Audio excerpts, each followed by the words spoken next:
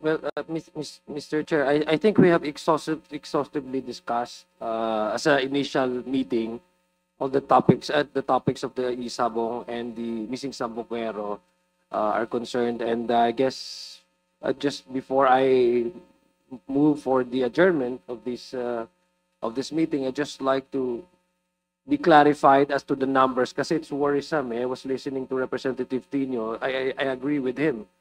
It's unfair to also label Lake Taal kasi Lake Taal is one of our tourist destination in Luzon. So it's really unfair for Lake Taal to be labeled as a dumping site for murdered individuals. So 300 pieces of remains is just really worrisome, no? So I just like to, for the record, no, to keep the record straight, make the record straight also. May I ask Bacchus, because I guess General Bacchus was the one who mentioned about this 300 remains. Are we talking of remains like skeletal remains, or do we do some accounting and then your office was able to determine the number of possible individuals thrown in or dumped in Lake Taal? Yes, sir. Or are these just pieces, skeletal pieces or remains? Yes, sir. That do not necessarily belong to a single or number of persons in particular. Yes. Kasi nakakabahala, 300, baka iba yung lumabas sa media. Opo, Mr. Chair. Actually, doon sa 355 na specimen na po, puro po itong mga buto. So specimen siya? Opo. Okay, just to be clear, baka iba lumabas sa media, nakakagulat. Opo. Mga buto po ito, maliliit at saka medyo mahahaba yung iba po. So may mga sizes po siya. So, then, out of those po, ay nakapag-generate po tayo sa ating DNA na doon sa Taal po, 3 human remains po. Isang babae, tsaka 2 lalaki. So you were able to make a proper accounting of these 3 remains that you have recovered? Yes po. No? Ibig sabihin, ulo hanggang toes, kompleto siya. Tama? Based on the DNA examination conducted po. Tama, so 3. But the 300 remains, you're referring to 300 skeletal pieces. Opo. Not individuals, ha? Not individual. Okay, so di ba sa mortem examination, you can also able to determine yung how long or the duration of from the time, halimbawa, na namatay yung tao, up to the time that you recover it, can you also determine the duration of the time, kung ilang years, ilang taon, ilang weeks siyang nandoon, kung saan nyo ito natagpuan?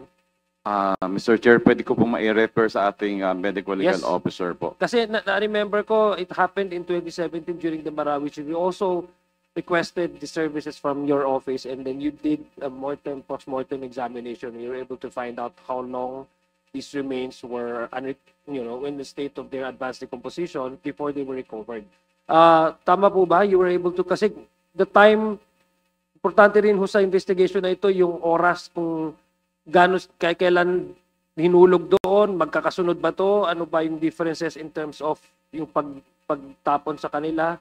Because we're talking about possibly, sabi nga ni Chairman, possibly these are victims of EJK. So makikita natin yung periods nung time na pinatay sila. So I think part din doon, can you also able to do some examination as to the timeline nung pagkamatay.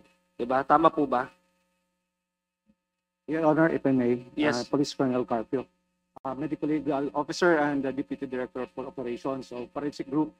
Sir, about the range of the bones or the remains, at least, sir, with the toponymy, it is where the body changes after death. Yes. So with the Taal Lake, because of so many factors such as the chemicals, such as the oxides, the algae, and other factors, we can range up with regards to toponymy around 4 to 5 years and above, because of the conditions of the skeletons. No, I'm talking about, so ibig sabihin, you cannot conclusively determine yung mga na-recover nyo ng mga remains doon kung anong oras, anong taon o ilang taon silang nandoon sa Taal?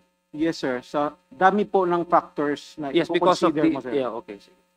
Okay, Of sige. the contents, of course, of the sulfur, of the oxides within the Taal Lake, sir. That's why doon sa aming nakuhang mga profile ng DNA, we can conclude that there are 6 individuals and above because the 6 are all confirmed by DNAs. So may 6 na po tayong DNA profile na nakuha doon sa Taal Lake. With regards to the 300 plus bones, are all bones na iba't ibang parte ng katawan ng tao.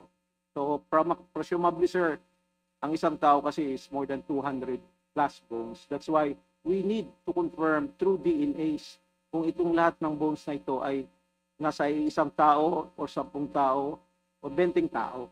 That's why we need more time. Pati yung oras, yung timeline, ito I think is important, Mr. Chair, na ma-determine din kung anong oras. Ay yung panahon kung saan nagkaroon ng ganitong pagtapon. Kasi doon ma-determine din kung meron talagang effort at saka meron talagang systematic na ginawa yung ganitong klaseng pagpatay at hinulog sa isang